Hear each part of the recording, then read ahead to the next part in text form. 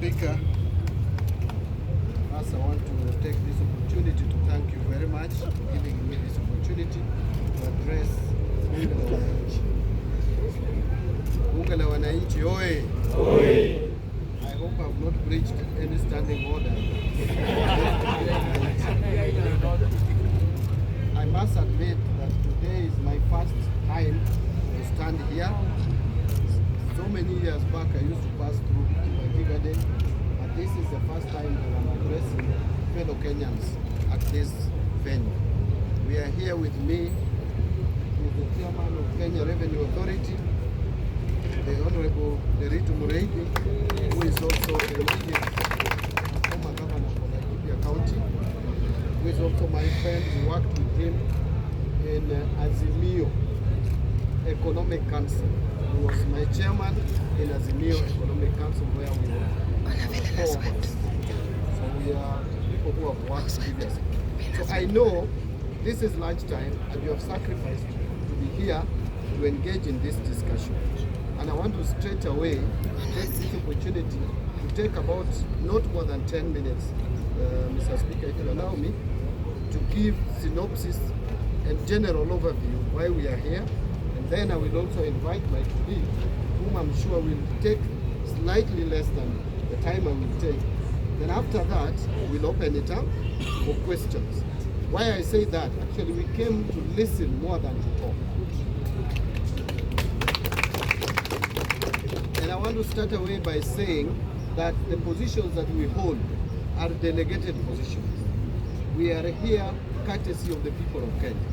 We have been given delegated authority. If it were possible, all Kenyans would be at the National Treasury signing documents and approving budgets or preparing that.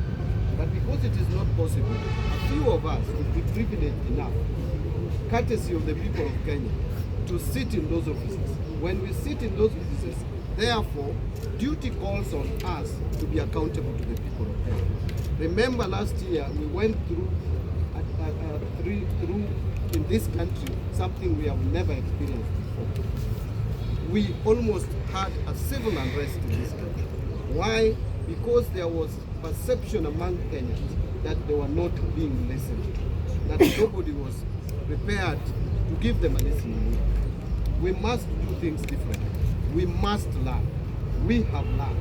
I have learned as the Cabinet Secretary in charge of National Treasury. That is why I have come here to engage with you early enough when the budgeting process is still at its very early stages, so that I can also hear from you a few things. Number one is what the Kenyans consider as priority in their lives. That is very important for us to inform the budgeting process. Number two is what are some of the challenges, especially in terms of taxation and tax measures. When you talk to Kenyans now, what is in the lips of everybody is that we are being overtaxed, and that the resources that we give the government, we don't see the value, that services are not being rendered. I want to engage you today to listen and hear from you. Apart from the challenges, apart from the problem, what do you believe would be the solutions to some of the challenges that we face as a country? Let me just take 2 or 3 minutes to break down a few things. When this government took over in 2022, there were a lot of challenges. One of them, and which is very critical, is the issue of public debt and debt servicing costs. This government took over at a time when budget deficits, as per the budget estimates of 2022-23, was 925 billion shillings, which is almost $1 trillion. Imagine an economy like Kenya borrowing a quarter of its budget every year to finance its activities. Number two, this government took over when already the government was showing signs of defaulting in paying Eurobond. I'm sure you are aware of this, which almost caused economic meltdown in this country. The shilling traded to 160 per dollar because of the signals that were sent to the economy that the government was going to default. And the window had been closed at that time. So that default, even though we avoided it, we must make sure, because going forward, some of you have heard me mention that Kenya, we will only have a breathing space between 2034 and 2048. Why do I say so? Because in 2027, there is going to be a Eurobond of 900 million to be paid in May, on May 22nd. That is the deadline. The following year, 2028, in February, 9 months later, we are paying another Eurobond, 1 billion, which was taken so many years back. Then, that is 2028. 2029 is 1.2. Then 2031, we have 1.5. And then 2034, we have another 1.2. So the only time that we don't have Eurobond to repay is between 2034 and 2048. As a country, if we are responsible in managing our finances, we cannot wait until 2027 to be able to retire or pay some of these debts. If we do so, it will send a wrong signal to the economy, and we will be back to where we were early last year. Let me mention the second thing. The second thing is, where are we now? Are we doing okay? The answer is no. We are not doing okay, but we are better than yesterday. Why do I say we are better than yesterday? There is this rating that has come out from the Moody's. Some people think ni mushene. This is not mushene. This is factual. But how was this informed? The credit rating is all about the ability of a country to repay its debts. And that can only be assessed from certain parameters, from certain fundamentals. The key fundamental is inflation rate. Our inflation rate has showed signs of coming down. It was 9.6 in October 2022. The prices were increasing. That is what is called inflation. The prices were increasing at the rate of 9.6%. That has come down now to 3.3%. That has given a good indicator to the market. The second one, and I want to move very quickly. The second one is, how does government borrow? What is the rate of interest? Remember, just a few months ago when I took over office, we were borrowing at 15.6%. The government was borrowing through treasury bills, the 91-day treasury bill. We were paying 15.6%. Today, as we speak, that has come down to 9.5%, below 10%, single digit for the first time.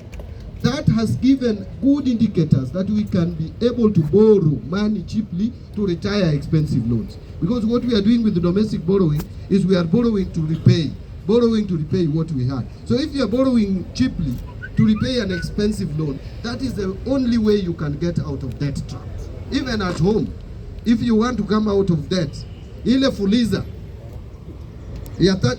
tuanze na Shylock kabla tujaenda fuliza. If you have a Shylock of 30%, you go for fuliza, isn't it? Say fuliza charges you 12%. If you find a friend who can give you the same amount and you only pay 5%, you will borrow that and pay fuliza. That is how domestic borrowing works. Finally, is the issue of foreign exchange. For us to pay loan, external loan, we must pay it in dollars and other hard currencies. So a country must demonstrate that they have enough reserves to pay any loan should it fall due. Now, Kenya for a long time has had only 2 billion, 3 billion US dollars. 2 billion, 3 billion, which is just 1 month cover of imports. Because for us to buy imports, we must pay in hard currency. Right now, we have in the central bank reserves of 9.5 billion USD, which would cover our imports for 4 months, 4.9 months. That's almost 5 months. Now, as I conclude, someone will ask, Mbadi, you are telling us all this. The shilling is stable, yes. All these things you are telling us. Moody has rated you positive. Where is money in my pocket? I know that was going to come up here. Mr. Speaker, if I still have a few minutes, maybe 2 or 3, then I call my colleague. It is true that Kenyans are struggling. It is true that economic times are difficult. even though this government has done something positive in the area of agriculture by encouraging production. Today, we are producing 61 million bags of maize. That is what we produced in 2023, up from 30 million bags a year before. That is double. And we are projecting maize production to be at 74 million bags. That is what would satisfy the population of this country. But even with all that, Kenyans are still feeling they don't have money in their pockets.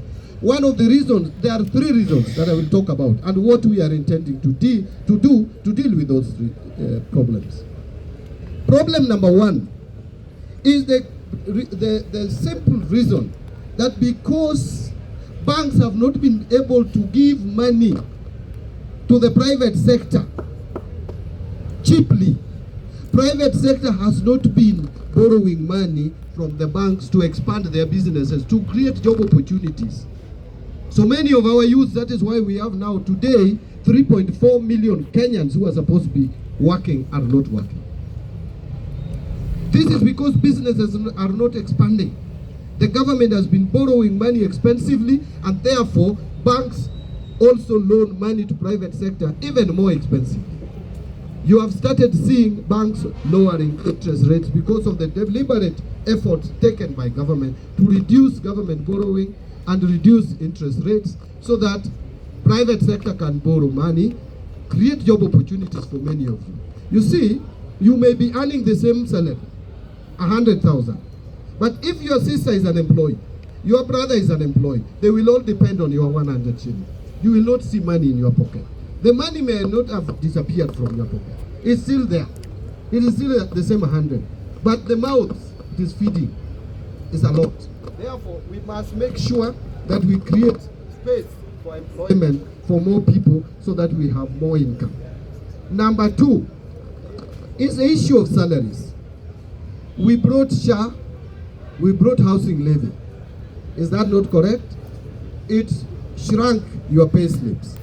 But there are efforts that we are making to make sure that you don't earn too low before the introduction of SHA and before the introduction of housing levy. Today, when I appeared before national television, I said with the amendments that we did in December, which some people were opposing, it has provided some relief, maybe not 100%, but we have moved towards reducing the burden, the tax burden on your payslip.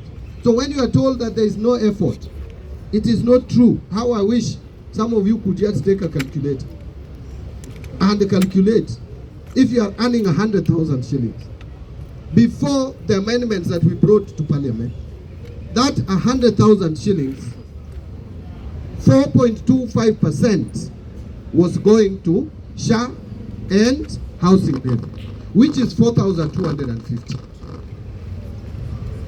Now, with the amendments, that amount, the whole of it is not going to government. Because even if you earned that money, 30% was going to be taxed anyway. Today we are saying, if you contribute to SHA and you contribute to housing, the 4,250, it gives you tax relief of 30%. So what you are actually effectively paying is 70% of 4,250, which is 2,975. Now before SHA, there was NHIF, and you were paying 1,700 if you are earning 100,000. So if you remove that from 2,975, you remove 1,700, you remain with 1,275. So someone who is earning 100,000, the only amount you are losing now, which you are not losing before this administration came to power, is 1,275. I am not saying that that is not money. It is. But it is not as big as some people are trying to portray. Because of the amendments we brought. We also brought amendments that if now you retire or you are laid off and you are given your gratuity, it should not be taxed. Now you take your money and go home. Pension is now not taxable. Even if you retire, so long as you retire procedurally, money that you contribute to the health insurance scheme, post-retirement scheme, is also now giving you relief. So there are so many things we are trying to do, and we will do more. Finally, the other reason why Kenyans are complaining